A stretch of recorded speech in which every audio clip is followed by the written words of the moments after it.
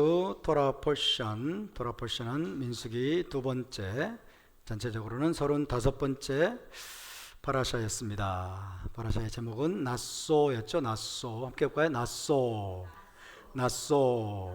네, 낫소는 계수하라, 그런 뜻을 가지고 있습니다. 여러분이 한 주간 파라샤 낫소를 부지런히 읽고 공부를 하셨겠지만은 이 낫소는 얼핏 보면 전혀 관련이 없는 내용들을 마구잡이로 모아놓은 것처럼 보입니다. 그런 다양한 내용들을 하나로 관통하는 원리는 무엇일까요? 먼저 이스라엘 백성이 이동할 때 성막을 운반하는 임무를 맡은 게르손과 므라리 자손, 그리고 그들의 임무에 대한 기록이 나오죠. 그런 다음 진영에서 부정한 사람을 내보내라, 진영 밖으로 내보내라는 명령과 또 죄에 대한 자백과 배상에 관한 두 가지 짧은 법이 나오고 있습니다. 그 뒤를 이어서 남편에게 간음을 저지른 것으로 의심받는 여성, 그 여성을 소타라고 합니다. 소타. 해볼까요? 소타. 예, 간음을 저지른 것으로 의심받는 여성인 이 소타에 대한 이상한 규례가 또 등장하고 있습니다. 그 다음으로는 나시린의 법이 나오고 있죠. 나시린의 법. 나시린은 어떤 사람들입니까? 자발적으로, 그리고 대개는 정해진 기간 동안, 최소한의 기간은 30일이죠. 대개는 정해진 기간 동안 포도주와 포도 제품의 포기, 이발 금지, 시체 접촉으로 인한 부정함 피하기 등 특별한 거룩의 제약을 자기 스스로에게 부과하는 사람들, 그 나시린에 대한 나시린의 법이 나오고 있습니다. 그 뒤를 이어서 또다시 아무 관련이 없어 보이는 내용이 나오죠. 아무 관련이 없어 보이는 내용이지만 전 세계에서 가장 오래된 기도문 중에 하나입니다. 그리고 지금까지도 사용되고 있는 기도문, 제사장의 축복 기도가 나오고 있습니다. 그것과 나시린의 법이 무슨 관련이 있길래 제사장의 축복 기도가 그 다음에 나오고 있습니다. 그런 다음 거의 설명할 수 없을 정도로 반복적인 서술이 등장을 하죠. 바로 성막 봉헌식에서 각 지파의 지휘관들이 가져온 예물에 대한 기록입니다. 이것이 7장의 내용이죠. 각 지휘관들은 동일한 예물을 가져왔어요. 똑같은 예물들을 가져왔음에도 불구하고 1년에 긴 단락들이 무려 12번이나 반복해서 기록이 되고 있습니다.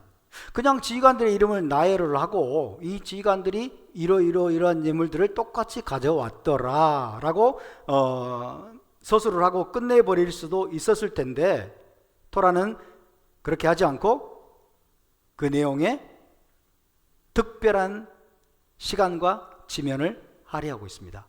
12지파에게 똑같이 긴 단락들을 할애하고 지면을 할애하고 시간을 할애하고 있습니다. 왜 그렇게 한 것일까요? 유대 랍비들은 토라의 모든 단어가 의미가 있다는 가정을 세웁니다. 토라의 모든 단어가 의미가 있다. 토라는 단어를 낭비하지 않는다 라고 해석을 합니다. 토라는 우리가 반드시 알아야 할 뭔가를 말해주는데요, 토라의 모든 내용들은 우리가 꼭 알아야 될 내용을 말해주는데 대개는 가능한 한 적은 단어로 그렇게 합니다. 토라는 압축해서 요약적으로 말하는 경우가 굉장히 많아요. 그런데 각 지휘관들이 성막에서 드린 이 봉헌의 예물들에 대해서는 예외적으로 그렇게 하지 않고 있습니다. 따라서 이 특정 구절의 반복성은 설명이 절실히 필요하다고 하겠습니다. 그렇지만 이제 다른 모든 것을 압도하는 질문은 이것이죠. 겉보기에 서로 무관해 보이는 이 연속적인 이야기들, 이 많은 이야기들을 하나로 관통하는 논리는 무엇인가? 자, 무엇일까요? 서로 무관해 보이는 많은 이야기들이 지금 여기저기 마구잡이로 나열된 것처럼 보이는데 이것들을 하나로 관통할 수 있는 중요한 원리가 있을까요? 먼저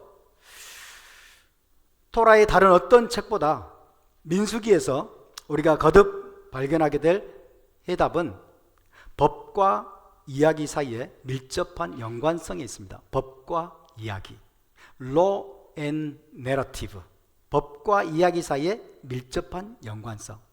법이 나오다가 이야기가 나오고, 이야기가 나오다가 또 법이 나오고, 이 법과 이야기가 긴밀하게 연결되어 있는데 이 연관성이 과연 무엇일까 하는 것입니다. 여러분, 유대적인 관점에서 법은 무작위적이거나 자의적이지 않습니다. 계속 말씀드리지만 토라에서 법은 단순히 하나님이 원하시기 때문에 주어진 것이 아니에요. 하나님이 법을 주기를 원하시기 때문에 법을 주신 것이 아니다.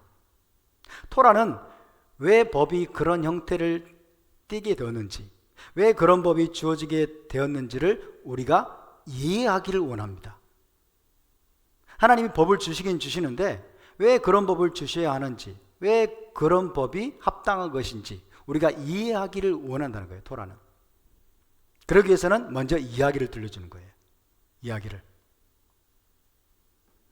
다시 말해서 과거에 마땅히 되어야 할 대로 되지 않은 사건들, 마땅히 일어나지 말았어야 될 그런 사건들을 먼저, 그 이야기들을 먼저 들려줍니다. 그리고 그 뒤에 법을 배치합니다. 뒤따라오는 법은 그에 대한 해독제이자 치료법이고 티쿤, 회복이라고 할 수 있습니다. 실패의 이야기들, 그죠? 그 다음에 원망과 불평과 넘어진 이야기, 사건들을 먼저 기록을 하고 그 다음에 그것을 해결하는 방법으로서의 법을 주시는 거예요. 그렇죠? 실패한 사건, 이야기들에 대한 티쿤, 치료법, 해결책, 해독제로서의 법이 주어지는 구조로 토라가 이루어져 있는데 특별히 민수기가 더 그렇습니다. 민수기가 법과 이야기가 계속 교차적으로 나오면서 이런 구조가 지금 민수기에 많이 나오고 있어요. 이 파라샤에서도 마찬가지입니다. 이번 파라샤에 나오는 제사장의 축복기도는 어떤 단어로 끝나고 있습니까? 샬롬, 평화, 그죠? 샬롬이라는 단어 끝나고 있어요. 베야셈 레카 샬롬. 샬롬이라는 단어가 제사장 축복기도를 마무리 짓는 단어예요. 이 단어는 평화, 평강으로 번역되어 있어요. 평화와 평강으로 번역된 샬롬이라는 단어로 제사장의 축복기도가 끝이 나고 있습니다. 그러나 평화라는 번역은 정확한 번역이 아닙니다. 평화나 평강이라는 번역은 샬롬이라는 단어에 대한 정확한 번역이 아닙니다. 일반적으로 평화는 사람들이 어떻게 인식을 하고 있습니까? 전쟁의 부재 혹은 방해로부터의 자유, 고요함, 평온함, 안락함 등등을 의미하죠. 하지만 히브리어로 샬롬은 그것을 훨씬 능가하는 의미를 갖습니다. 15세기 스페인에 유명한 유대인 주석가가 있었습니다. 그 이름은 랍비 이짝 아라마라는 사람인데요. 랍비 이짝 아라마라는 스페인의 유대인 주석가입니다. 이 사람은 샬롬이 단순히 갈등의 부재만을 의미하는 것은 아니라고 설명을 하면서 갈등의 부재만이 아니라 샬롬은, 평화는 완전함, 완벽함, 복잡한 시스템의 조화로운 작동, 통합된 다양성을 의미하며 모든 것이 제자리에 있는 거예요. 모든 것이 제자리에 있고 모든 것이 우주를 지배하는 물리적인 법칙, 윤리적인 법칙과 하나가 되는 상태를 의미한다라고 설명을 합니다. 굉장히 중요한 내용이죠. 그리고 이어서 샬롬은, 평화는 지극히 높으신 분, 찬양받으실 그분으로부터 흘러나오는 은총의 실이다. 실, 바늘과 실할 때 실이에요. 하나님으로부터 흘러나오는 은총의 실이며 그 실이, 샬롬의 실이 천상의 것과 중간의 것 그리고 지상의 모든 존재를 하나로 꿰어 묶는다. 그것은 각각의 현실과 고유한 존재를 그래서 근본적으로 지탱하고 유지하게 된다. 하나님으로부터 흘러나오는 은총의 실이 천상의 것, 중간에 있는 것, 이 땅에 있는 모든 존재를 하나로 꿰어 묶어서 그 모든 존재들을 근본적으로 지탱하고 유지하게 된다는 거죠. 이게 바로 샬롬, 히브리어로 샬롬. 입니다. 이와 유사하게 또 저명한 랍비 이짝 아브라바넬이 있습니다. 이짝 아브라바넬은 이렇게 말합니다. 그렇기 때문에 하나님은 샬롬이라고 불린다. 하나님의 이름이 샬롬이라는 거예요. 하나님은 샬롬이라고 불린다. 세상을 하나로 묶고 모든 것을 각자의 특성과 위치에 따라 질서 있게 배열하시는 분이 바로 그분이기 때문이다. 사물이 올바른 질서 속에 있을 때 평화가 지배할 것이다. His name is Shalom. 우리 하나님의 이름이 샬롬이다. 그래서 하나님은 샬롬이라고 불리고 또 오세 샬롬이라고 불리죠. Peacemaker. 샬롬을 만드시는 분, 샬롬을 창조하시는 분, 샬롬을 가져오시는 분. 그분이 바로 샬롬이시다. 세상을 하나로 묶고 모든 것을 각자의 특성과 위치에 따라 질서 있게 배열하시는 분이 바로 그분이기 때문이다. 모든 사물이 올바른 질서 속에 있을 때 그때 샬롬이 지배하게 된다는 내용입니다. 이것은 여러분 창세기 1장 내용에 크게 의존하는 평화의 개념입니다. 창세기 1장에서 하나님께서 세상을 어떻게 창조하셨습니까? 토후바보후, 혼돈과 공허로부터 창조하셨죠. 혼돈과 공허로부터 뭐예요? 질서를 이끌어내십니다. 모든 걸 질서, 그죠? 질서를 창조하신 것이 하나님의 창조의 중요한 특징입니다. 모든 사물과 생명체가 그래서 제자리를 갖는 세상, 그 세상을 하나님께서 창조하신 것입니다. 평화는, 샬롬은 시스템 내의 각 요소, 모든 요소가 전체 시스템의 필수적인 부분으로 평가를 받고 그들 사이에 불협화음이 없을 때, 어떤 충돌이나 마찰이나 어떤 불일치나 이런 갈등이나 이런 것들이 전혀 없는 상태, 이런 상태가 바로 샬롬이다, 평화다 라고 말할 수 있는 것입니다. 이런 맥락에서 19세기 주석가인 랍비 삼손 라파엘 히르시는 창세기 1장 창조 이야기의 결론 부분에 주목했습니다. 창세기에 보면 1장에 보면 토브, 좋았더라 라는 단어가 6번 나옵니다. 그리고 마지막 6째 날에는 하나님이 그 지으신 모든 것을 보시기에 심히 좋았더라, 토브 메오드 라는 표현이 7번째 나오고 있습니다. 자, 좋았더라, 토브의 의미는 무엇이고 심히 좋았더라, 토브 메오드의 의미는 무엇이냐? 랍비 삼손 라파엘 히르시에 따르면 6번의 좋다는 것은, 토브는 그 자체로 좋다는 것이다.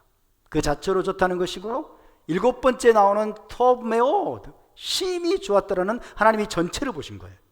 하나님이 전체를 바라보시고 너무나 조화롭고 너무나 질서 있고 너무나 아름다운 거예요. 어떤 불협화음이나 어떤 불일치나 어떤 마찰이 없는 상태, 이게 심히 좋았더라. 이것이 뭐예요? 샬롬. 이것이 바로 히브리적인 샬롬의 개념입니다. 할렐루야. 우주는 굉장히 복잡합니다. 그죠?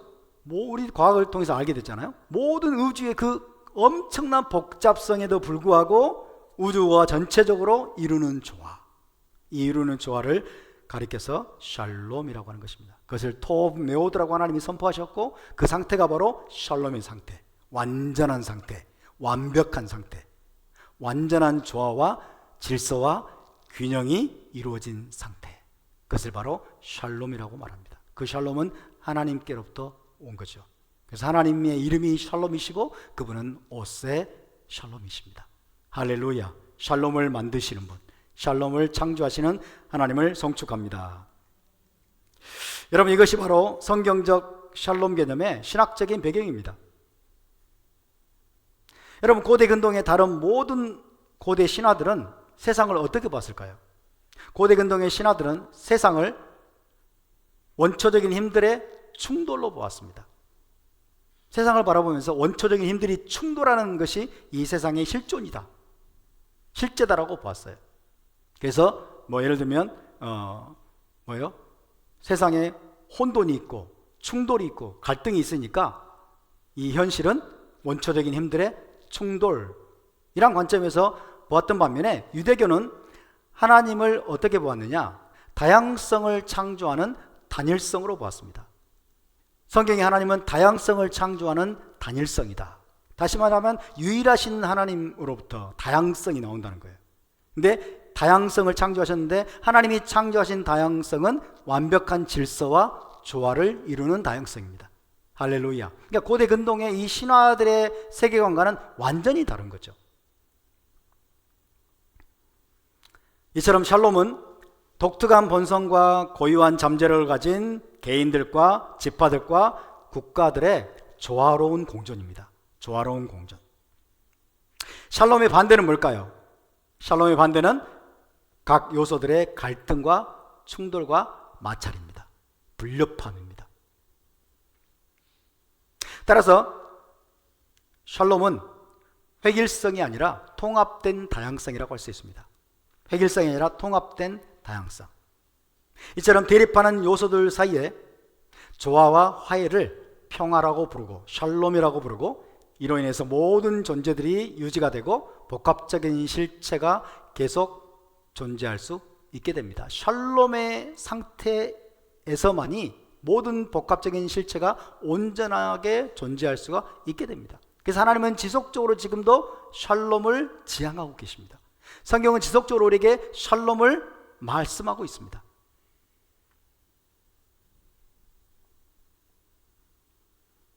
여러분, 파라샤 낫소의 여러 규정들을 한번 생각해 보세요. 파라샤 낫소에 기록된 여러 규정들은 모두 가족이나 공동체 내에 실제적인 혹은 잠재적인 갈등이 있는 곳에 평화를 가져오는, 샬롬을 가져오는 것에 관한 것들입니다. 가장 명백한 사례는 소타에 관한 규정이죠. 소타에 관한 규례입니다.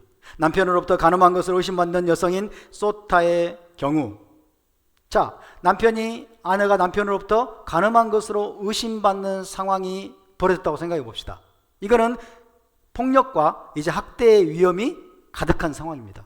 남편으로부터 이제 아내가 폭력을 당하고 학대를 당하고 집안에서 쫓겨날 수도 있는 그런 피스, 평강이 깨져버린, 샬롬이 깨져버리기 쉬운 그런 상황이에요. 그때 하나님이 주신 것이 바로 이 소타의 의식과 관련된 규례입니다. 민수기 5장에 나오는 부정한 행위를 한 것으로 의심되는 탈선한 여인과 관련된 의식이죠. 자, 이 소타의 의식과 관련해서 유대 현인들에게 가장 강렬하게 다가온 것은 뭐냐면 이 의식 속에 하나님의 이름을 지워버리는 행위가 포함되어 있다는 거예요. 이 의식 속에 하나님의 이름, 요드의 바브에죠. 하나님의 네 글자 이름, 요드의 바브에라는 이름은 다른 곳에서는, 다른 경우에는 그 이름이 지워지지 않도록 엄격하게 금지된 거예요. 하나님 이름을 지운다, 이것은 있을 수 없는 일이에요. 그런데 이 소타 의식과 관련해서는, 이 규례 안에서는 하나님의 이름조차 지워지는 것을 하나님이 허락하신 거예요. 내용을 기억하십니까? 두루마리에 하나님의 이름이 포함된 저주문을 기록한 다음에 그것을 티끌이 섞여 있는 물 속에 물로 그 두루마리를 빨아가지고 그게 녹아내리게 하죠. 그래서 하나님 이름이 지워지는 거예요. 이것이 유대 랍비들에게는 엄청나게 충격적이고 인상적이었어요. 왜 하나님이 이런 규례를 주셨을까? 자, 하나님의 이름이 지워지는 행위를 허락하신 이유가 뭐냐? 유대인들은 이렇게 해석을 했습니다. 무고한 여성의 의심을 풀어주어서 남편과 아내 사이에 샬롬, 평화를 만들기 위해 하나님께서 기꺼이 자신의 명예를 포기하시고 자신의 이름이 지워지는 것을 허락하셨다라고 해석을 했습니다. 할렐루야. 여러분, 이 소타 의식은요, 제2성전이 파괴된 이후에 랍비 요하난 벤 자카이에 의해서 결국 폐지가 되었습니다.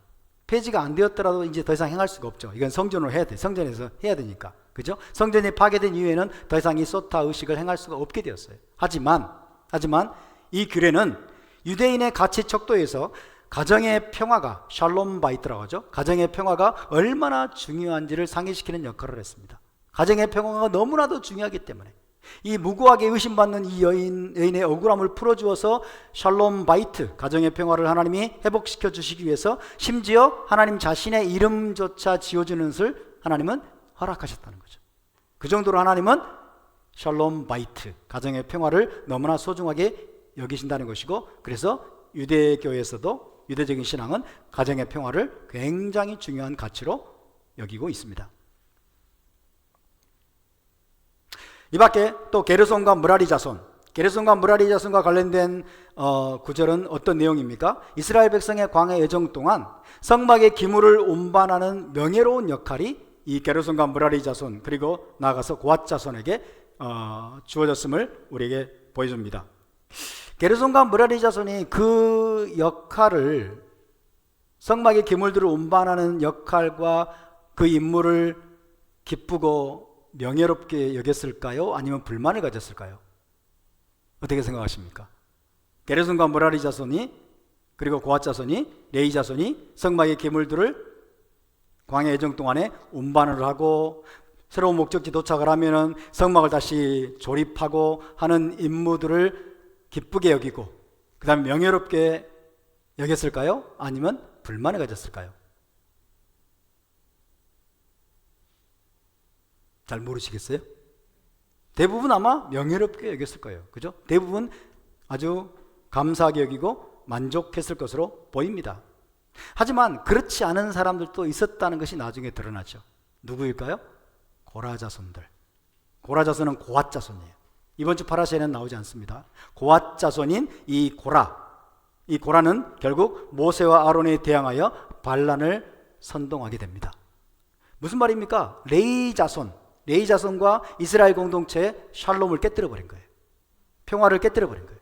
조화와 질서를 이 고앗 자손이, 그리고 고라 자손이 깨뜨려 버린 것입니다.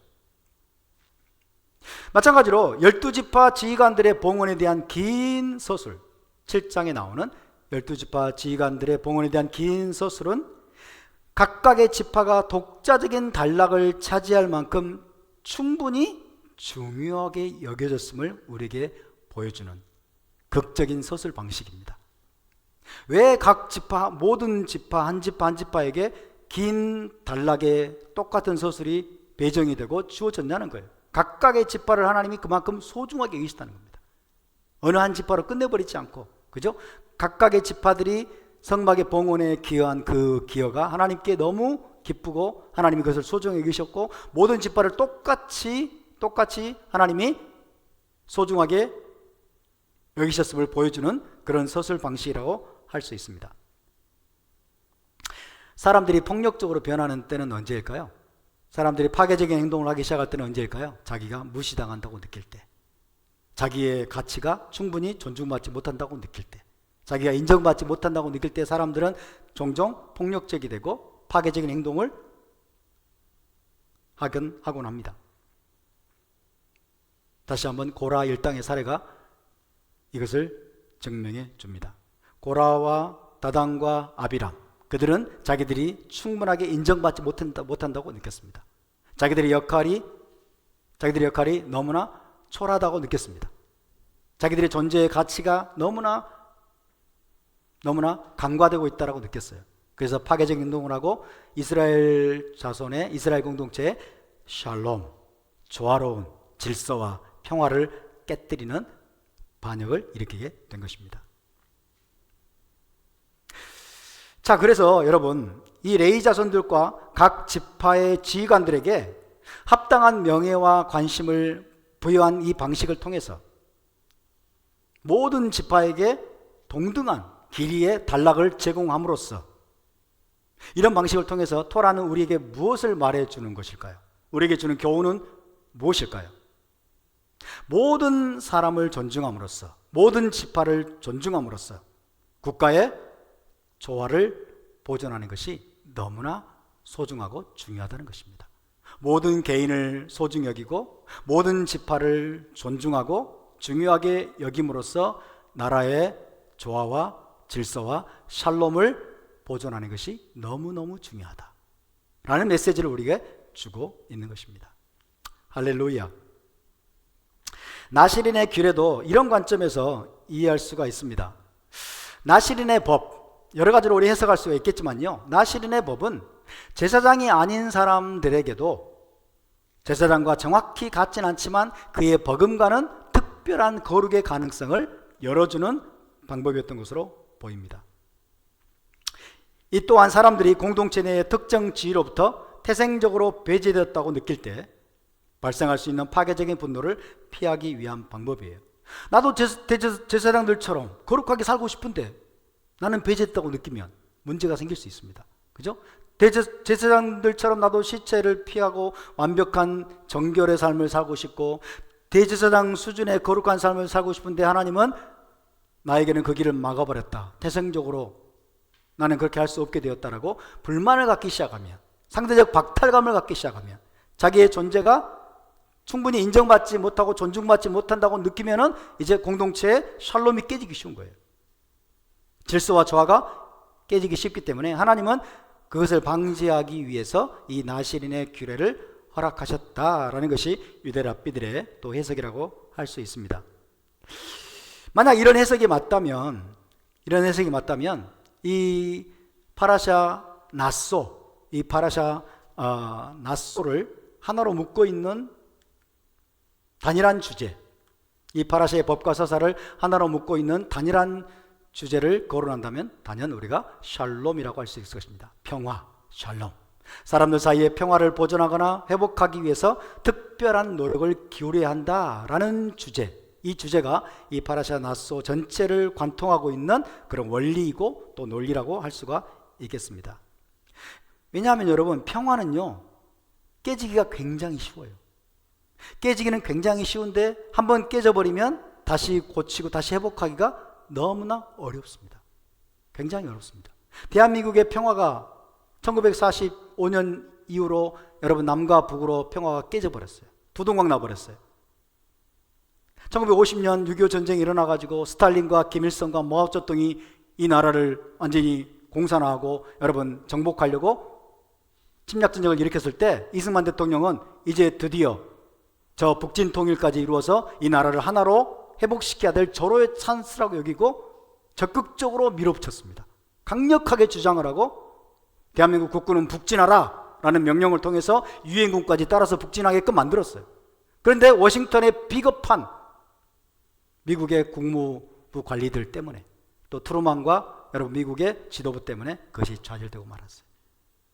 평화를 깨뜨리기는 쉬운데, 그죠? 가벼운 말로, 경솔한 언어로, 경솔한 태도로 평화를 깨뜨리기는 쉬운데 이것을 다시 고친다는 것은 대단히 어렵습니다.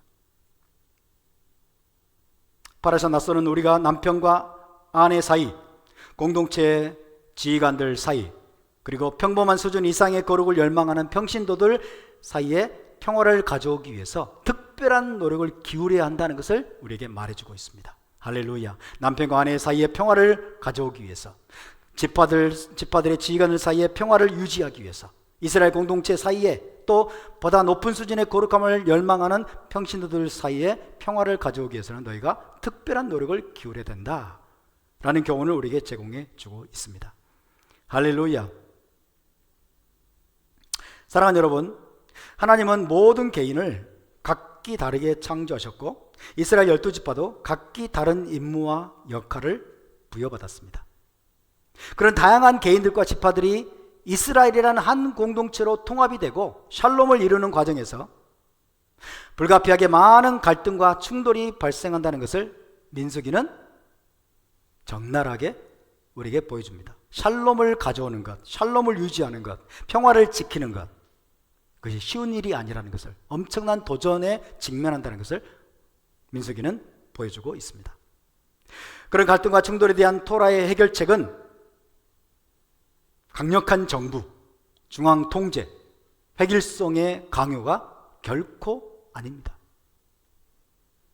갈등과 충돌이 있다고 해서, 마찰이 있고 불협화음이 있다고 해서 중앙 정부가 강력하게 통제하고 획일성을 강요하고 이런 방식으로 해결하는 것은 결코 토라의 방식이 아닙니다.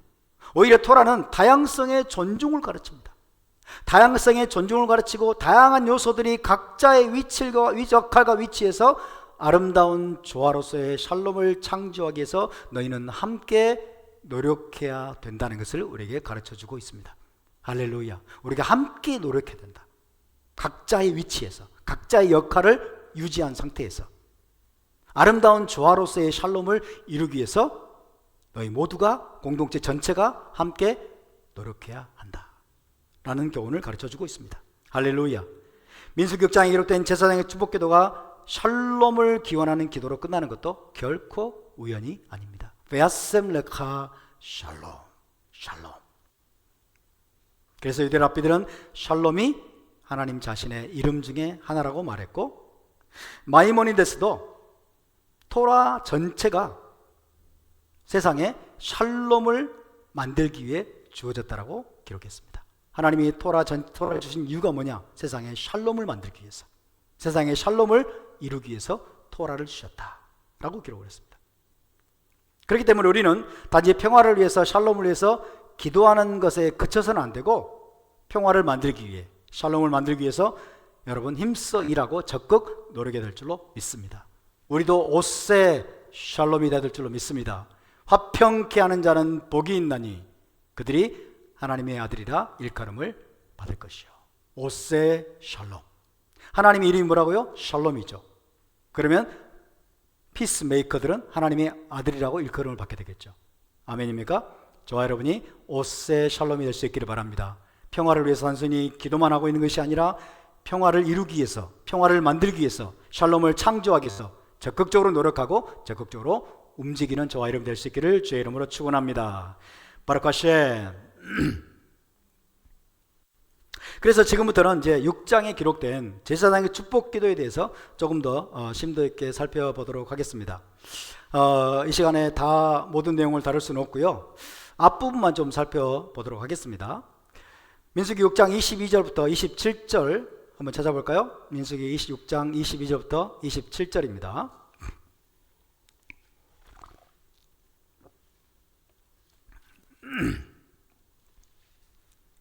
(6장 22절부터 27절을) 자, 함께 봉독합니다. 시작. 여호와께서 모세에게 말씀하여 이르시되 아론과 그의 아들들에게 말하여 이르기를 너희는 이스라엘 자손을 위하여 이렇게 축복하여 이르되 여호와는 내게 복을 주시고 너를 지키시기를 원하며 여호와는 그의 얼굴을 내게 비치사 은혜 베푸시기를 원하며 여호와는 그 얼굴을 내게로 향하여 드사 평강 주시기를 원하노라 할지니라 하라. 그들은 이같이 내 이름으로 이스라엘 자손에게 축복할지니 내가 그들에게 복을 주리라. 아멘. 자, 내용만 보면 제사장의 축복기도, 비르카트 코아님이라고 하죠. 제사장의 축복기도는 몇 부분으로 이루어져 있죠? 세 부분으로 이루어져 있죠. 세 부분으로 이루어져 있는데 토라에서 가장 잘 알려져 있는, 또 가장 소중히 여겨지는 구절 중에 하나입니다. 지금 이 제사장의 축복기도는 매일 유대인의 기도에서 암송이 됩니다. 지금도 매일 날마다 샤카리트, 민하, 유대인의 기도에서 암송이 되고, 또 에레브 샤밧이 되면, 안식일이 시작되면 유대인 부모들은 그 에레브 샤밧 의식에서 지금도 수백 년 동안 자녀들을 제사장의 축복기도로 축복을 해왔습니다. 굉장히 중요한 그런 기도죠. 자, 이 제사장의 축복기도가 가진 힘은 어디에 있을까요? 그것은 구조의 단순성에 있다고 할 수 있겠습니다. 제사장의 축복기도의 힘은, 파워는 구조의 단순성에 있다. 세 파트로 이루어져 있습니다. 첫째 줄에는 3개의 단어, 둘째 줄에는 5개의 단어, 셋째 줄에는 7개의 단어가 있습니다. 또 첫째 줄에는 15개의 자음이 있고, 둘째 줄에는 20개의 자음, 셋째 줄에는 25개의 자음이 있습니다. 그래서 어떤 학자는 이것을 상승하는 크레센도라고 명명을 했습니다. 상승하는 크레센도. 점점 커지고 넘쳐 흐르는 하나님의 축복이라는 메시지를 우리에게 이 구조를 통해서 우리에게 주고 있습니다. 하나님의 축복은 점점 커지고 넘쳐 흐르게 된다. 그래서 마지막에는 샬롬이 된다 라는 메시지를 주고 있는 것입니다. 상승하는 크레센도의 구조로 제사장의 축복기도가 이루어져 있습니다. 자, 이 세 줄과 여기 포함된 6개의 동사는 6개입니다. 동사에 대해서 다양한 해석이 지금까지 제시되어 왔습니다. 어느 한 가지 해석이 결정적이고 절대적이다 라고 할 수 있는 것은 없죠. 그렇게 단정된 것은 아마 불가능할 것입니다. 그럼에도 불구하고 이 축복들과 그에 대한 해석들을 자세히 살펴보고 연구를 해보면 토라에서 제사장의 역할에 대한 중요한 통찰을 얻을 수 있습니다. 제사장은 어떤 역할을 해야 되는 존재인가? 그리고 더 나아가서 토라에서 말하는 축복이란 어떤 것인가? 축복의 본질에 대한 또 중요한 통찰도 얻을 수가 있습니다. 자, 그러면 제사장의 축복기도 본문을 다시 한번 살펴보겠습니다. 자, 축복기도 자체를 보기 전에 축복기도 전과 후에 있는 내용을 한번 볼까요? 축복기도 전과 후에 뭐라고 기록되어 있죠? 여호와께서 모세에게 말씀하여 이르시되 아론과 그의 아들들에게 말하여 이르기를 너희는 이스라엘 자손을 위하여 이렇게 축복하여 이르되, 이렇게 되어 있죠?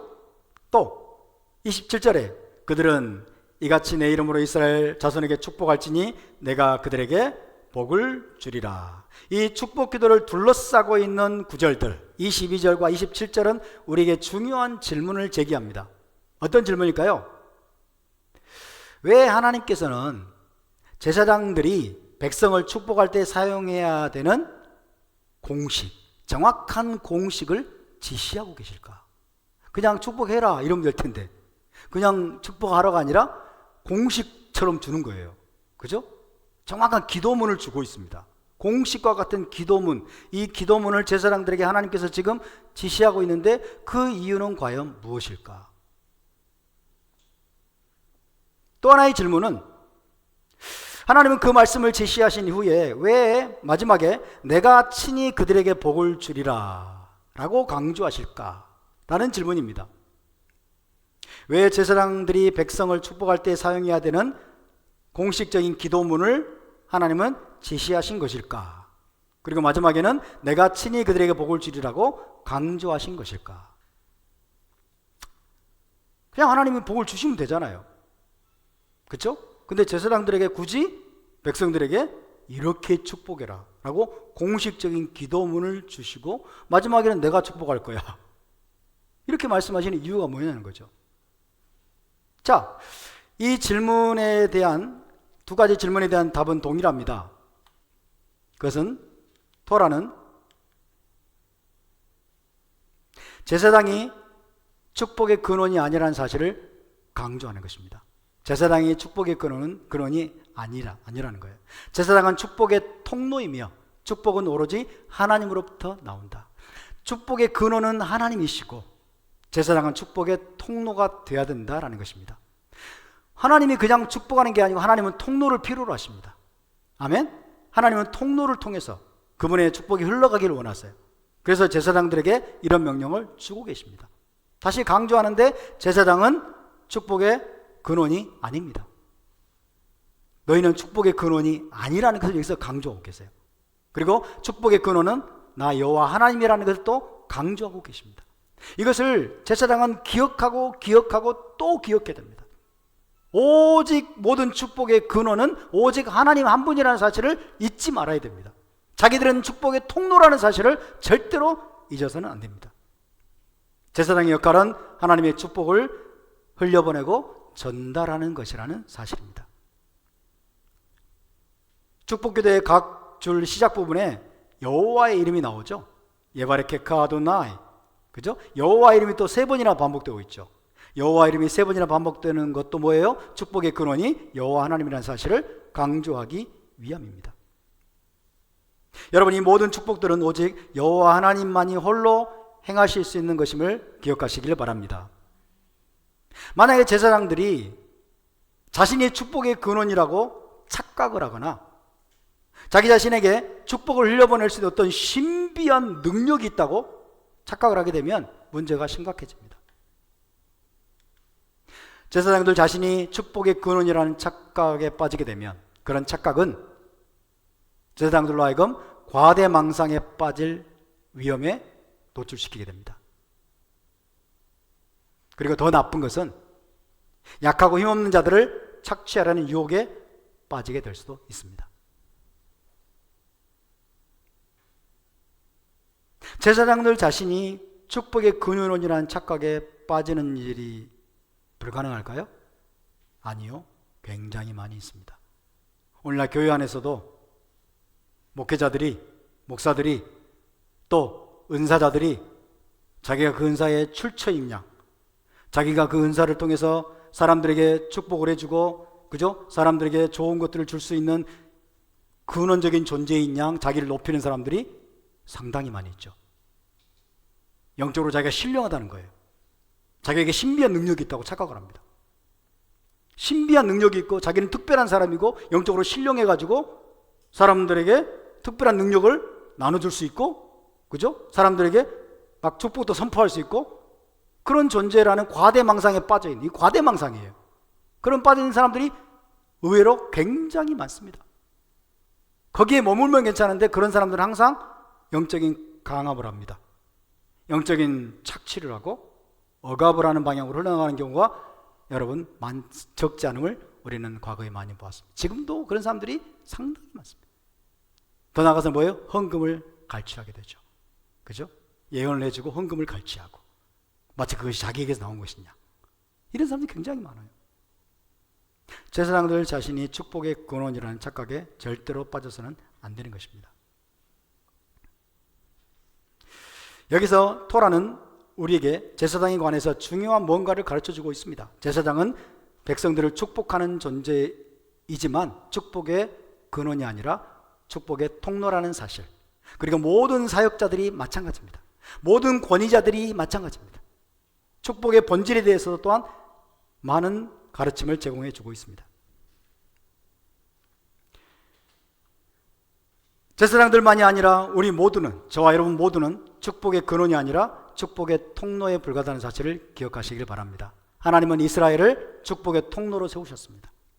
우리는 우리에게 주신 모든 선한 것들, 우리에게 있는 모든 아름다운 것들, 우리에게 있는 모든 은사들, 우리에게 있는 모든 좋은 것들을 우리 자신이 만들어낸 것이 아무것도 없습니다.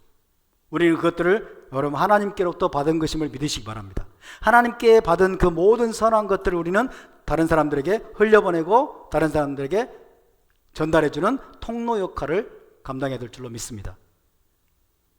예를 들어서 훌륭한 교사들은 자신이 가르치는 토라가 자신의 것이 아니라 하나님의 것임을 잘 알고 있습니다. 저도 마찬가지입니다. 제가 여러분에게 지금 나눠드리고 있는 이 토라의 가르침들이 제 것이 아니라 하나님께로부터 온 것임을 저는 잘 알고 있습니다. 할렐루야. 모든 토라 티처들은, 모든 교사들은 자신의 가르침이 궁극적으로 자신의 것이 아니라 하나님께로부터 온 것이라는 사실을 절대로 잊어서는 안 됩니다. 할렐루야. 하나님이 주신 것이에요. 신의 산에서 하나님이 주신 것이고, 모세를 통해서 하나님이 주신 것이고, 이스라엘을 통해서 하나님이 우리 가운데 지금 회복시키고 계신 것이 바로 토라입니다. 누구도 토라를 독점하려고 하면 안 돼요. 누구도 토라의 궁극적인 소유주라는 착각에 빠져서는 안 됩니다. 과대망상에 빠져서는 안 되는 거예요. 또 좋은 부모는 자녀에게 쏟아붓는 사랑이 궁극적으로 자기 자신이 만들어낸 것이 아님을 알고 있습니다. 자녀들에게 쏟아붓는 사랑도 자기 자신 안에서 여러분 자기 스스로 만들어내서 그 사랑을 부어준다고 착각해서는 안 돼요. 하나님, 모든 사랑은 하나님께로부터 온 것입니다. 하나님이 주신 사랑을 자녀들에게 쏟아부어야 되는 거예요. 할렐루야. 사랑은 하나님께 속한 것임을 기억하시길 바랍니다. 자녀에게 쏟아붓는 사랑 자체가 바로 자기 자신이 만들어낸 것이 아니라 하나님의 사랑과 은혜의 나타남이라는 것을 모든 부모들은 알아야 될 것입니다. 부모의 임무는 무엇입니까? 사랑을 제조하는 것이 아니라, 사랑을 만들어내는 것이 아니라 하나님의 사랑을 전달하는 것입니다. 할렐루야. 이것을 이해하고 우리가 내면화할 때, 이런 원리들을 우리가 이해하고 내면화할 때 우리는 끝까지 베풀고 나누는 자로 남아있게 될 것입니다. 우리는 통로입니다. 우리는 축복의 통로이고 축복의 전달자일 뿐입니다. 축복의 유일한 근원은 오직 하나님밖에 없다는 사실을 기억하시기 바랍니다. 이 원리를 잘 기억하고 있을 때 과대망상에 빠지지 않을 수 있고, 과대망상을 유식한 언어로 뭐라고 그래요? 나르시시즘에 빠지지 않을 수 있어요. 나르시시즘, 자아도취, 자기가 뭐 대단한 존재인 것처럼 이 나르시시즘에 빠져가지고 다른 사람들을 억압하고 착취하고 돈을 뜯어내고 강압하는 그런 방향으로 흘러가지 않을 수 있게 되는 것입니다. 여러분, 우리가 아니라 오직 하나님만이 모든 축복의 근원이십니다. 우리는 베풀매 있어서 궁극적으로 우리가 아니라 하나님에게서 나온 부요함과 풍성함을 우리의 자녀들에게, 다른 사람들에게 전달하는 것이라는 사실을 잊지 않기를 바랍니다. 바루크 하셈.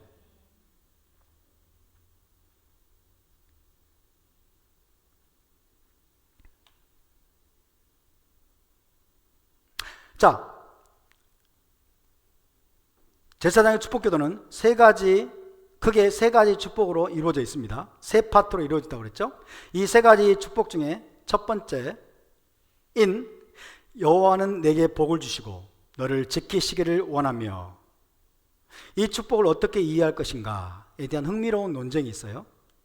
자, 여호와는 내게 복을 주시고 너를 지키시기를 원하며, 여기에 대해서 랍비 오바댜 스포르노라는 분이 계십니다. 랍비 오바댜 스포르노는 이렇게 말을 했습니다. 여호와는 내게 복을 주시고 이것은 부와 소유로 복을 주시기를 기원하는 것이다. 밀가루가 없으면 토라도 없기 때문이다. 가장 1차적인 복은 뭐라는 거예요? 물질적인 복이라는 거예요. 밀가루가 없으면, 물질적인 웰빙이 없으면 토라도 찢어지게 가나면 토라 공부할 여유가 없습니다. 그죠? 유대적인 관점에서 물질적인 웰빙이 없으면 토라 공부도 불가능하게 돼요. 그래서 여호와는 내게 복을 주시고 이것은 뭘 의미하느냐? 부와 소유로 물질적인 복을 주시기를 기원하는 것이다 라고 해석을 했습니다. 그 다음에 너를 지키시기를, 이거는 뭐냐? 이것은 도둑들로부터 지켜주시기를 기원하는 것이다. 자, 물질적인 복을 주셨어요. 그죠? 물질적인 복으로 하나님이 축복을 주셨는데 그 다음에 곧바로 너를 지키시기를, 그 말은 그 복들이 빼앗기지 않도록, 도둑들이 그 그 복들을 훔쳐가지 않도록 너를 지키시기를 원하노라 라는 기도라는 거예요. 사랑하는 여러분, 토라는 물질적인 축복을 배제하지 않습니다. 아멘? 하나님의 백성이 부자가 되는 것을 토라는 반대하지 않습니다. 물질적인 복을 받는 것을 반대하지 않습니다. 물질적인 축복을 금기시하지 않습니다. 근데 많은 서구 교회와 대한민국의 교회는 물질적인 축복을 금기시하는 거예요. 재물에 대한 탐심이 문제인 것이지, 재물에 대한 탐욕이 문제인 것이지, 재물 그 자체는 가치 중립적이에요. 아멘입니까? 재물 그 자체는 가치 중립적인 거예요. 그래서 유대인들은 뭐예요? 서서히 부자 되기를 추구한다고 그랬죠. 서서히 부자 되기를 통해서 더 많은 째다카를 행하고 하나님의 나라를 위해서 더 많은 일들을 할 수 있는 방향으로 나간다고 그랬어요. 근데 대한민국의 목회자들은, 성도들은 가난을 추구해요. 가난의 영성, 가난이 마치 영적으로 막 대단한 높은 수준인 것으로 착각을 해요. 그렇지 않습니다. 여러분, 찢어지게 가난하면 찢어지게 괴롭더라고. 가난하면 괴로워요. 가난은 가서 돈 벌어야 되기 때문에 토라를 공부할 여유도 없어요. 토라는 여러분 기본적으로 토라를 읽어보세요. 레위기 26장을 읽어보세요. 신명기 28장을 읽어보세요. 하나님이 물질적인 축복, 그죠? 떡반죽 그릇과 내 우양의 새끼와, 그죠? 물질적인 축복을 하나님은 주기를 원하세요. 반대하지 않습니다. 그래서 가장 1차적인 축복은 뭐냐? 여호와는 내게 복을 주시고의 가장 1차적인 해석은 뭐냐? 이것은 부와 소유로 복을 주시기를 기원하는 것이다. 이런 해석을 하는 거예요. 우리는 이 해석을 여러분 잘 기억해야 될 줄로 믿습니다. 물론 우리는 절대로 물질적인 탐욕에 빠지면 안 됩니다. 탐욕과 탐심에 여러분 사로잡히지 않도록 우리는 조심해야 될 줄로 믿습니다. 자, 그러나 또 다른 해석이 있어요. 또 다른 해석, 유명한 랍비 납달리 쯔비 예후다 베를린이라는 분이 계시는데 이름이 너무 기니까 줄여가지고 넷지브라고 합니다. 이 넷지브라는 분은 이 제사장의 축복 기도가 2인칭 단수로 이루어졌다는 것에 주목했어요. 여호와는 4개죠. 4개. 그죠? 그러니까 이 축복 기도가 이스라엘 공동체 전체를 겨냥하고 있지만 그러나 그럼에도 불구하고 단수로 이루어졌어요. 여호와는 4개, 너에게 딱 개인을 가리키는 2인칭 단수로 이루어졌다는 사실에 주목하면서 여기서의 기도는 각 사람 자신에게 합당한 축복이 주어지기를 강구하는 것이다 라고 해석을 했습니다. 예를 들면 토라에 몰두하는 너에게는, 토라에 몰두하는데 거기서 성공해야 될 거 아니에요. 복을 받을 거 아니에요. 그래서 토라에 몰두하는 자에게는 토라 공부를 위한 축복을, 무역에 종사하는 자에게는 사업의 성공을 주시기를 라는 기원이라는 것입니다. 할렐루야. 이 모든 해석을, 다양한 해석을 여러분 기억하시길 바랍니다. 그러니까 각 사람에게 개인적으로 하나님이 개인의 필요와 개인의 상황과 개인에게 맞는 복을 하나님은 잘 알고 계신다는 거예요. 그래서 개인화된 복을 하나님은 주시기를 기뻐하신다는 거예요. 여러분이 행하고 있는 모든 영역에서, 모든 문제에서 하나님은 거기서 성공을 거두고 여러분 복을 주시기를 원하신다는 사실을 기억하시기 바랍니다. 할렐루야. 그래서 하나님의 축복은 막연하고 포괄적인 것이 아니라는 거예요. 막연하고 포괄적인 것이 아니라 각 개인과 그들의 필요, 꿈, 갈망에 특화되어 있다는 거예요. 하나님은 각 사람의 필요를, 각 사람이 지금 처해 있는 상황 속에서 그에게 어떤 것이 필요한지를 잘 알고 계시고 그것으로 복을 주기를 원하신다. 할렐루야. 여러분의 영역에서 복을 받으시길 축복합니다. 바룩 하셈. 그러나 이 넷지브의 해석은요, 그 다음 구절에서 더욱더 빛을 발합니다. 넷지브에 따르면 여러분, 너를 지키시기를 원하며에 대한 넷지브의 해석입니다. 당신이 받은 그 축복이 오히려 걸림돌로 변하지 않도록 하나님께서 당신을 지켜주시기를 원하며를 의미한다는 거예요. 물질적인 축복을 받았어요. 그런데 조심하지 않으면 그 물질적인 축복이 걸림돌이 되어버리는 거예요. 그걸로 인해서 무너져 버려요. 감당하지 못해서, 교만해져서, 마음이 높아져서, 제대로 관리하지 못해서, 그리고 복을 받은 다음에 하나님을 떠남으로써 오히려 저주가 되어버리는, 이런 일이 발생하지 않도록 너를 지키시기를 원하며 라는 의미라는 거예요. 저는 이것이 너무너무 중요하다고 생각합니다. 그래서 제가 오늘 이 설교를 하고 있는 거예요. 여기가 초점이에요. 많은 사람들이 복을 받지만, 복을 원하고 복을 위해서 기도하고 성공하기를 원하지만 그 다음이 더 중요한데, 성공하기 다음, 복을 받은 다음이 더 중요해요. 그 복 때문에 무너져 버린다니까요. 그 복 때문에 하나님을 떠나버리고 그 복이 나중에 저주로 바뀌어버려요. 이런 경우가 너무너무 많습니다.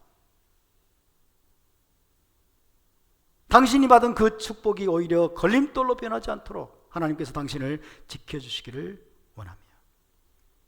예를 들어서 재물의 축복은 탐욕과 인색함 혹은 공감 능력의 결여로 이어질 수 있습니다. 재물의 축복을 받았어요. 이 사람은 더욱더 탐욕적인 사람으로 바뀔 수 있고, 또 재물의 축복을 받았어요. 근데 재물이 없어서 고통당하는 사람들에 대해서 인색한 방향으로 나갈 수 있어요. 공감 능력이 없어져 버려요. 이런 방향으로 나갈 수 있단 말이에요. 혹은 받은 축복에 만족하지 않고 더 탐욕적이 되고 여전히 나는 부족해라는 그런 어떤 사고방식으로 빠져버릴 수 있죠. 전도서 5장 10절에 보면 이런 말씀이 있어요. 은을 사랑하는 자는 은으로 만족하지 못하고, 복을 받았는데 그 복에 만족하지 못해. 더 막 쫓아가는 거예요. 더 많은 재물을 얻기 위해서. 혹은 자기가 번 것을 이제 잃어버릴지도 모른다는 불안감에 또 빠질 수도 있죠. 이거 다 금방 잃어버리면 어떡하지? 불안감에 잠을 못 자. 전도서 5장 12절에 그런 말씀이 있어요. 부자는 그 부요함 때문에 자지 못하느니라. 재물이 많아서 잠을 못 자. 뺏길까봐, 도둑 맞을까봐, 잃어버릴까봐, 불안감. 그죠? 이 모든 것들로부터 하나님이 너를 지켜주시기를, 너를 보호해 주시기를, 그런 함정에 빠지지 않도록, 그런 잘못된 성향과 잘못된 방향으로 네가 나가지 않도록 하나님 너를 지켜주시기를, 이런 의미라는 것입니다.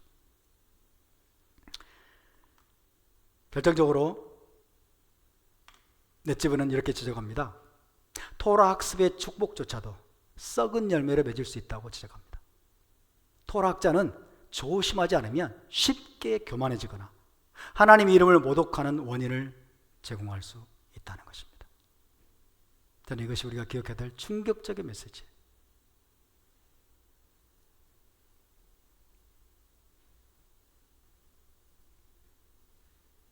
여러분, 우리의 신앙은 심지어 유대적인 신앙, 토라 준행을 강조하는 신앙조차도 우리의 마음과 생각을 넓히기보다 좁아지게 만들 수 있습니다.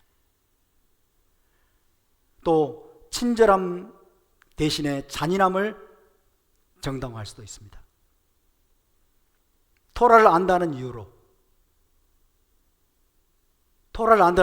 하나님조차도 정확히 내가 좋아하는 사람을 좋아하고 내가 미워하는 사람을 미워하는 분으로 만들어버릴 수도 있습니다. 토라를 모르는 사람들을 그래서 우리가 증오하고 배척하고 멸시하는 방향으로 나갈 수 있어요. 우리가 아는 토라에 대한 지식, 우리가 하고 있는 이 토라 학습의 축복조차도 우리 안에서 썩은 열매를 맺을 수 있는 거예요.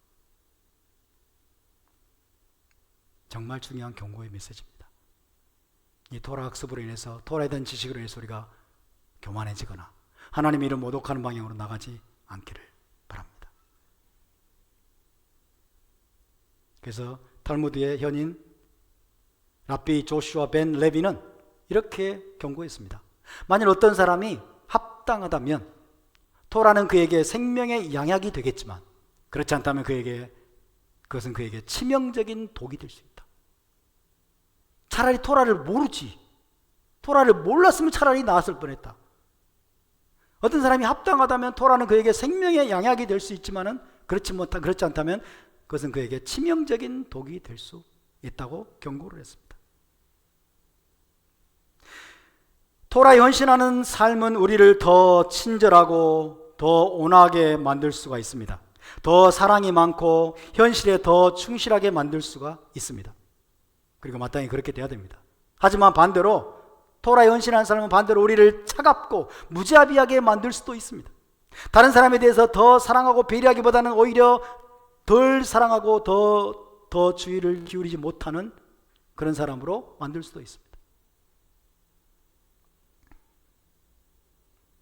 토라를 알면 알수록 여러분, 자기와 같은 수준으로 토라를 모르는 사람들을 멸시하고 배척하고 그리고 증오하는 방향으로 나갈 수도 있습니다. 1세기 유대인 공동체가 그랬습니다. 바리새인 공동체가 그랬습니다. 하벨인 자기들 토라 공부하고 있는 그 친구들만 교제를 하고 토라를 모르는 저 무식한 백성들은 멸시하고 무시하고 까닭없는 증오에 빠졌어요. 서로 싸우고 배척하고 이러다가 결국 성전이 파괴되고 예루살렘에서 쫓겨나는 비극을 맞이했습니다. 이런 일들은 여러분 사실은 지금도 일어나고 있는 현실이에요. 지금도 일어나고 있는 현실이에요. 우리 교단에서도 일어나고 있습니다. 가슴이 아파요. 그래서 랍비 아브라함 조슈아 헤쉘은 이렇게 말을 했습니다. 참으로 경건한 학대가 너무나 많아서 성경은 종종 그것을 숭배하는 자들의 손으로부터 구출되어야 할 필요가 있다. 정말 무시무시한 말이죠. 무슨 뜻입니까? 성경을 숭배 수준으로 연구하는 사람들이 있어요. 성경을 숭배 수준으로 연구하는 사람들에 대해서는 경건한 학대를 하는 거예요. 그죠? 경건을 핑계로, 경건을 내세우면서 학대를 하고 사람들을 공격하고 사람들을 멸시하는 그런 일들이 일어난다는 거예요. 성경을 좀 안다는 지식과 영성으로 다른 사람을 무시하고 학대할 바에는 차라리 그런 사람들에게서 성경을 뺏어버리는 게 낫지 않겠느냐 이런 뜻이에요. 그죠? 성경을 좀 안다고, 토라를 좀 안다고, 경건을 이유로, 영성을 여러분 이유로 사람들을 학대하고 강압하고 그리고 멸시하는 일들이 벌어진다면 그 사람에게서는 차라리 성경 뺏어라. 왜? 그 사람은 성경을 바르게 이해한 게 아니에요. 성경을 마치 우상처럼 숭배하고 있는 거예요. 뺏어버려라. 그런 내용입니다. 안타깝지만 이런 일은 지금도 일어나고 있습니다. 랍비 아브라함 조슈아 헤셀의 이 신랄한 비판과 지적이 결코 여러분 허상이 아닙니다. 이것은 현실입니다. 그러므로 축복을 위해 기도할 때 우리는 우리의 축복이 파괴적인 저주가 되지 않도록 보호를 위해서도 기도해야 될 줄로 믿습니다. 여러분 물질적인 축복을 원하십니까? 그 다음이 더 중요합니다. 물질적인 복과 재물과 그 다음에 물질의 복을 받은 후에는 하나님이 너를 보호해 주시기를, 그 복으로 인해서 네가 타락하지 않도록, 네가 탐욕에 사로잡히지 않도록 공감 능력의 결여에 빠지지 않도록, 그죠? 다른 모든 위험성으로부터 너를 지켜주시기를. 여호와는 내게 복을 주시고 너를 지키시기를 말할 때 사람들은 이 지키시기라는 단어에 있어서 외적인 위험만 생각을 하는 거예요. 외적인 위험으로부터 너를 지켜주시기를, 이것도 맞습니다만은 내적인 위험성이 더 큽니다. 내적으로 부패하고 내적으로 타락하게 될 수 있는 가능성으로부터 너를 지켜주시기를. 이런 여러분 기도가 훨씬 더 중요하다고 믿습니다. 여러분, 아론 자손 제사장들은 백성들을 제사장의 축복 기도로 축복하기 전에 먼저 자기들이 하나님 앞에 드리는 기도가 있어요. 하나님 앞에 제사장 축복 기도를 낭송하기 전에 드리는 축복 기도문이 있어요. 재밌죠? 제사장 축복 기도를 먼저 낭송하기 전에 하나님 앞에 기도를 하는 거죠. 이 축복 기도문이 있어요. 바르게 아마 축복 기도를 하려고 그럴 거예요. 그래서 제사장 축복 기도 전에 아론 자손이 낭송하는 축복 기도문이 있습니다. 우주를 다스리시는 우리 하나님 여호와를 송축하나이다. 주님은 아론의 거룩함으로 우리를 거룩하게 하셨고 주의 백성 이스라엘을 사랑으로 축복하라고 우리에게 명령하셨나이다. 이런 기도를 드리고 난 다음에 이제 제사장 축복 기도를 가지고 백성들을 축복하는 거예요. 이해되시죠? 자, 근데 이 내용이 참 특이합니다. 우주를 다스리시는 우리 하나님 여호와를 송축하나이다. 여기까지는 괜찮아요. 근데 주님은 아론의 거룩함으로 우리를 거룩하게 하셨고, 보통 일반적인 축복 기도문은 어떻게 돼 있죠? 당신의 계명들로 우리를 거룩하게 했다고 돼 있죠. 당신의 계명들로 우리를 거룩하게 했다고 돼 있는데 여기서는 아론의 거룩함으로 우리를 거룩하게 하셨고, 그 다음에 주의 백성 이스라엘을 사랑으로 축복하라고 우리에게 명하셨나이다. 이런 특별한 내용으로 구성이 되어 있어요. 자, 왜 이런 기도를 하는 것일까요? 왜 하나님의 계명으로 우리를 거룩하게 하시니라는 공식문이 아니라 아론의 거룩함으로 거룩하게 하셨다라고 이들은 고백을 할까요? 두 번째로 왜 축복 기도문 끝에 사랑을 언급할까요? 사랑으로 축복하라고 우리에게 명령하셨나이다. 자, 이 두 가지 질문에 대한 대답은 또 똑같습니다. 축복은 사랑에 달려있다는 것입니다. 토라는 제사장들에게 기계적인 암송의 임무를 할당하지 않았습니다. 기계적으로 그냥 암송하면 축복이 이루어진다? 그게 아닙니다. 토라는 제사장들에게 기계적인 암송의 임무를 할당하지 않았습니다. 반대로 백성을 사랑할 것을 그들에게 요구합니다. 축복하기 전에 먼저 백성을 사랑해야 된다. 사랑으로 축복해야 된다. 축복이 어디에 달려있다? 사랑에 달려있다. 할렐루야.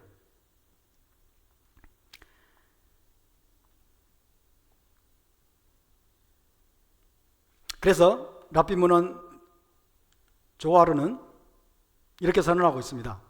백성을 사랑하지 않거나 백성에게 사랑받지 못하는 제사장은 백성을 축복하기 위해 손을 들어서는 안 된다.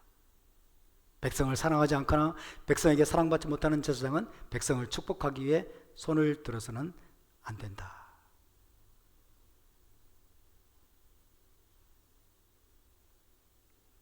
이 사랑의 원리가 너무너무 중요합니다. 유대인들 사이에는 잘 알려져 있지만은 최초의 제사장인 아론, 이 아론은 어떤 사람으로 기억되고 있습니까? 평화를 사랑하고 평화를 추구하는 자로 기억됩니다. 아론 대제사장은 평화를 추구하는 자, 평화를 사랑하는 자로 잘 알려져 있습니다. 이 아론은 사람들을 사랑하고 사람들을 토라로 더 가까이 이끈 자였다라고 미신하는 이야기하고 있어요. 아론은 평화를 사랑해서 남편과 아내의 평화를 회복시켜주는 일에 굉장히 열심을 내었고, 그래서 이 아론은 사람들을 사랑하고 더 많은 사람들을 토라로 가까이 이끈 자였다라고 미신하는 증을 해주고 있어요. 그래서 랍비 샬롬 노아 베레조프스키라는 사람은 이렇게 말했어요. 아론의 거룩함은 그의 사랑에서 흘러나왔다. 사랑이 없는 제사장은 이름뿐인 제사장이다.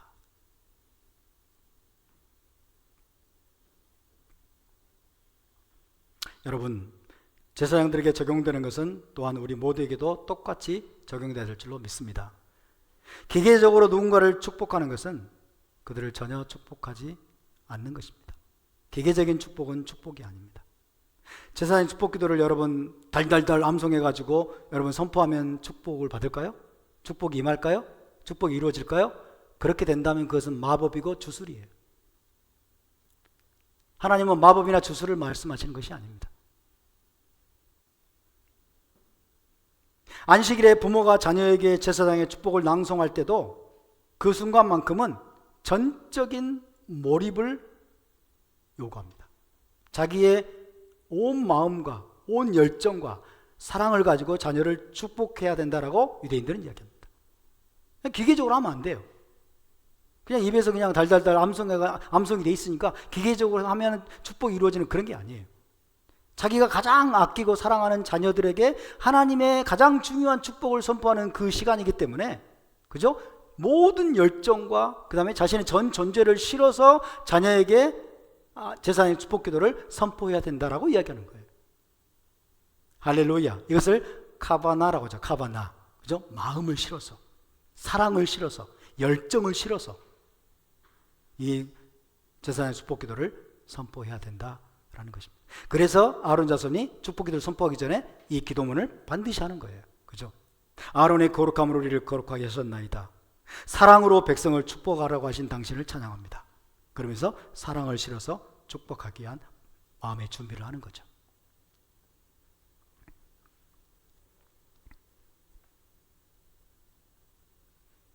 재밌습니까? 그런데 랍비 모셰 알 시크는 이런 질문을 던졌어요. 왜 제사장들이 백성들을 향하여 여호와는 내게 복을 주시고 라고 말하는 대신 그냥 하나님을 향해서 주님 그들에게 복을 주시고 그들을 지켜주소서 라고 간구하지 않는가? 이런 질문을 던졌어요. 그죠? 제사장들이 하나님께 기도하면 하나님 들어주실 거잖아요. 그죠? 하나님께 하나님 이스라엘 백성을 축복해 주십시오. 하나님을 향해서 하나님 저들에게 복을 주시고 저들을 지켜주시고, 하나님 저들에게 얼굴을 비추시고 은혜를 베푸시고, 하나님 저들에게 얼굴을 향하여 두사 평강을 주십시오 라고 하면 될 텐데 왜 그렇게 안 하는 거지? 하나님을 향해서 주님 그들에게 복을 주시고 그들을 지켜주시라고 왜 그렇게 간구하라고 하지 않으셨는가 하는 거예요. 왜 이랬을까요? 그에 대해서 랍비 알 시크는 이런 해석을 제시합니다. 굉장히 중요한 내용이라고 저는 생각이 들어요. 백성들을 향함으로써 제사장들은 그들이 하나님의 축복을 받을 수 있도록 준비시킨다. 하나님의 축복을 받을 수 있도록 준비시키기 위해서 백성들을 향하라는 거예요. 백성들을 향해서 이 축복 기도문을 선포하는 거죠. 단순히 하나님을 향해서 기도해도 될 것인데 그게 아니라 백성들을 준비시키기 위해서, 준비시키는 과정으로서 백성들을 향해서 기도문을 선포하라고 말씀하신 것이다.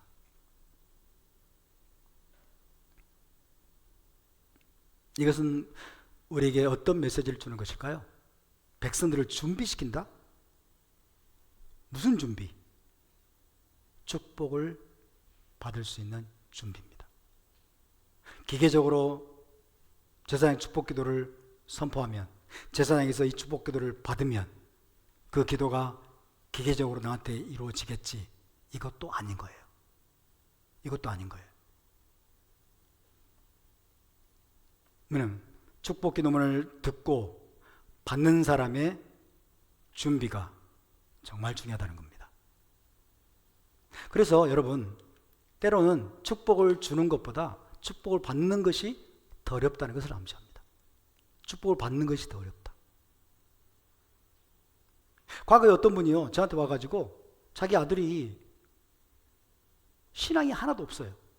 신앙이 하나도 없는데 저한테 와가지고 목사님 기도 좀 해주세요. 그러니까 제가 기도를 안 해줬어요. 왜? 기도는 마법이 아니거든. 내가 축복 기도해주면 그 사람이 그 아이가 축복 받나?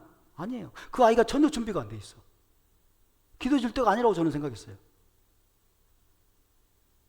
그랬더니 서운했는지 안 나오더라고. 너무 기도에 대해서 오해를 하고 있는 거예요. 너무 잘못 알고 있어. 제사장의 축복기도가 실제로 이루어지고 응답이 되고 그 기도대로 내 삶 속에 이루어지기 위해서는 기도를 받는 사람도 중요하다는 겁니다. 기도를 선포하는 제사장도 자기가 축복의 통로일 뿐이고 자기는 축복의 근원이 아니라는 겸손한 마음을 가지고 백성을 향한 사랑을 가지고 그 기도를 하나님 앞에 올려드려야 되지만은 그 기도를 받는 사람들도 제대로 된 준비가 필요하다는 거예요.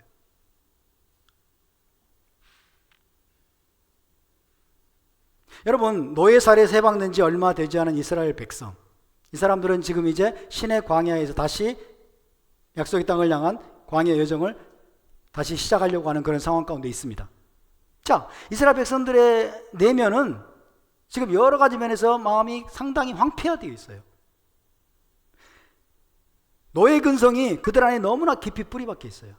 애굽에서 노예 생활을 오랫동안 한 결과 노예 근성이 너무나 깊이 뿌리박혀 있어서 하나님이 지금 주시는 자유를 이들은 잘 감당을 못했어요. 감당하기 어려워요. 하나님이 원하시는 자유를 이해를 못해요. 그래서 계속 원망하고 불평하고 짜증내고 분노하고 대적하고 반역을 일으키고 이렇게 하는 거죠. 그죠? 준비가 지금 심각한 거예요. 노예 근성이 너무나 찌들어 있어. 내면이 너무나 무너져 있어요. 과거의 그 노예 생활살이로 말미암은 그 상처와 아픔과 트라우마, 이런 것들로 인해서 내면 안에 있는 모든 영역들이 전부 찢겨지고 무너져 있는 상태. 하나님이 주고자 하시는 그 풍성함과 부요함과 축복을 받을 준비가 안 돼 있는 거예요. 여러분 주변에도 그런 사람들 혹시 있지 않습니까? 감당하기 힘든 트라우마를 반복해서 겪은 나머지 내면의 거의 모든 영역이 찢겨지고 무너진 사람들, 그래서 무너져 있는 사람들, 그런 사람들 있지 않습니까? 그런 사람들이 흔히 직면하는 가장 어려운 도전은 무엇일까요? 깊은 상처와 트라우마로 내면이 무너진 사람들이 직면하는 가장 어려운 도전, 모든 고통스러운 과거의 상처와 아픔을 그대로 둔 채 과거에는 생각지도 못했던 축복과 혜택과 풍성함과 부요함을 현재 받아들이는 것, 이거 굉장히 어렵습니다. 이거 쉽게 안 됩니다. 쉽게 안 됩니다. 자존감이 무너질 대로 무너진 사람들, 나에게 그런 자격이 있을까? 나 같은 인간이 그런 축복을 받을 자격이 있을까? 계속 여러분 자기를 학대하고 자기를 비하하고 열등감으로 가득 찬 사람들, 이런 사람들은 하나님이 주고자 하실 적과 꿀 이르는 땅의 그 부요함과 풍성함, 제사장을 통해 선포되는 이 하나님의 풍성함과 부요함의 축복들을 받을 준비가 안 돼 있어요. 받을 준비가 안 돼 있어요. 정말로 그거는 어렵고 힘든 일입니다. 마찬가지로 이스라엘 백성 앞에 놓여진 질문은, 이제 그들이 몸으로는 애굽을 떠났지만 영적으로도 애굽을 떠날 수 있느냐 하는 거예요. 애굽에서 받았던 그 모든 상처와 아픔과 트라우마, 노예 근성을 이제 버릴 수 있느냐는 거죠. 그것들 다 버리고 거기서 빠져나와야 비로소 하나님의 그 모든 축복들을 받아들일 준비가 될 수 있죠. 그래서 우리는요, 여러분, 자신의 의지에 반하여 축복을 받을 수 없습니다.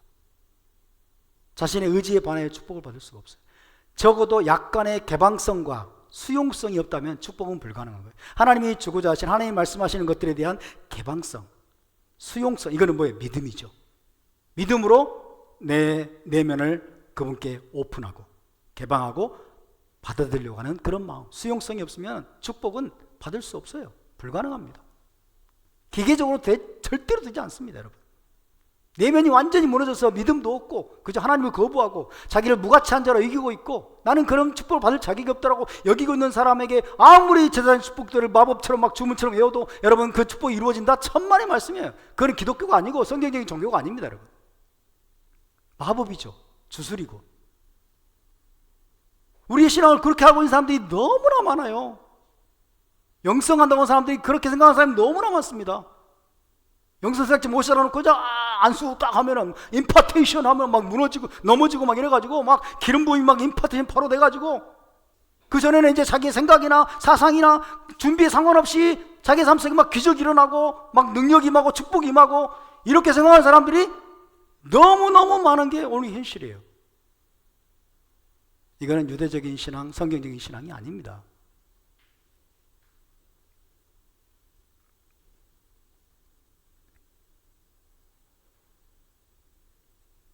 여러분, 라비 알 시크에 따르면 제사장들의 임무는 이스라엘 백성이 과거의 상처와 증오와 트라우마를 극복하고 하나님의 축복에 대한 개방성과 수용성을 가질 수 있도록 돕는 것입니다.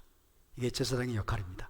축복만 선포하고 끝내는 게 아니라 그 모든 상처와 아픔들, 그죠? 부정적인 자기인식들, 내면에 있는 모든 트라우마들 다 극복하고 축복을, 하나님의 축복을 받을 수 있도록 그 마음이 하나님을 향해서 열릴 수 있도록 돕는 것이 제사장의 역할입니다. 할렐루야. 제사장이 제공할 수 있는 여러분 도움 중에 굉장히 중요한 것은 뭐예요? 토라의 말씀과 원리를 부지런히 가르치는 것도 포함됩니다.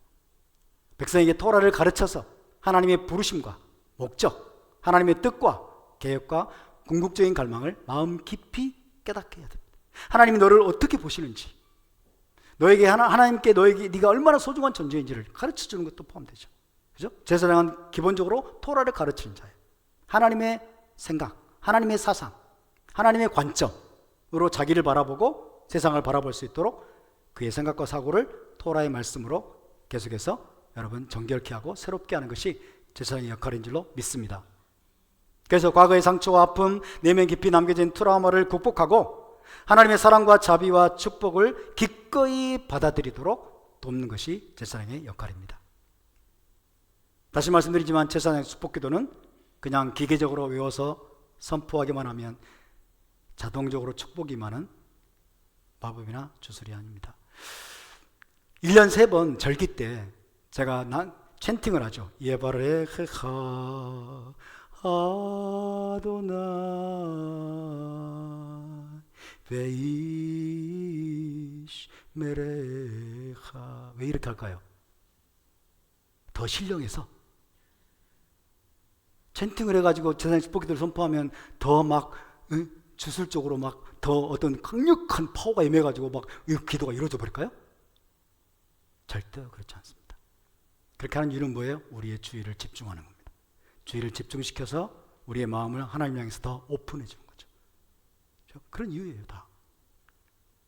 그전에는 그냥 아무 생각 없이 평범하게 듣던 제사장의 축복기도를 챈팅으로 하기 시작하면 더 하나님께 집중을 하게 되죠. 우리의 주의를 하나님께 더 초점을 맞추기 위한 그런 방법으로서 그렇게 하는 거예요. 신령한 게 아니에요. 신령하단 말이 뭐하는지 모르겠지만은 더 신령하기 때문에 챈팅을 하면 막 더 신령해가지고 막 어떤 막 보이지 않는 기름 부음이 막 넘치게 되고 이렇게 생각하는 사람들이 있다니까요. 실제로 교회 안에 그런 사람 많아요. 아니라고 절대로.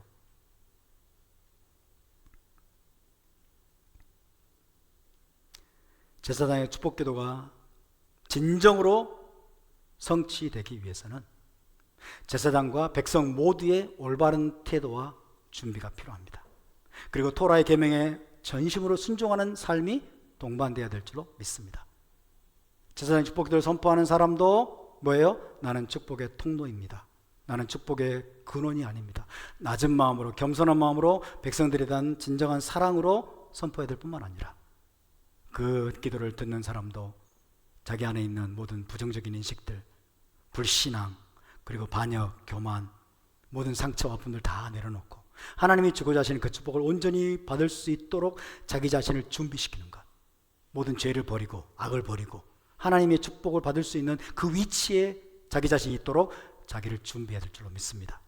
할렐루야. 모두의 준비가 중요한 거예요. 우리가 과연 그 기도가 이루어질 수 있도록 하기 위한 준비가 되어 있는가가 훨씬 더 중요한 거예요. 하나님이 능력이 없어서 기도가 안 이루어지는 게 아닙니다, 여러분. 하나님이 능력이 없어서 기도가 안 이루어지고 기도가 응답되지 않는 게 아니에요. 기도가 잘못됐거나 기도를 드리는 사람이 잘못 기도했기 때문이에요. 아멘? 여러분, 우리 모두는 제사장입니다. 아론 제사장은 아니지만 우리는 세상 속의 제사장입니다. 저와 여러분은 제사장으로 부름받았음을 믿으시기 바랍니다. 제사장의 임무는 무엇입니까? 백성을 축복하는 것입니다. 할렐루야. 여러분이 만나는 사람들, 여러분의 가정의 자녀들을 축복하시기 바랍니다. 여러분의 친구들을 축복하시고, 여러분의 부모를 축복하시고, 여러분이 주변에 있는 모든 이들을 여러분 축복하시기를 주의 이름으로 축복합니다.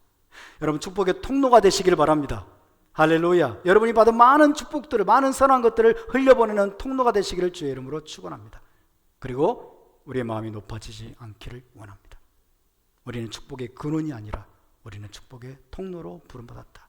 우리는 거룩한 제사장으로 부름받았다 라는 사실을 기억하시고, 여러분의 자녀들이라면, 여러분의 자녀들이 있다면 자녀들에게 어떻게 하나님의 기도를, 하나님의 축복을 받을 수 있는지 가르치고, 토라의 원리를 부지런히 가르치고 전수하고 하는 일에 저와 여러분이 열심을 내야 될 줄로 믿습니다.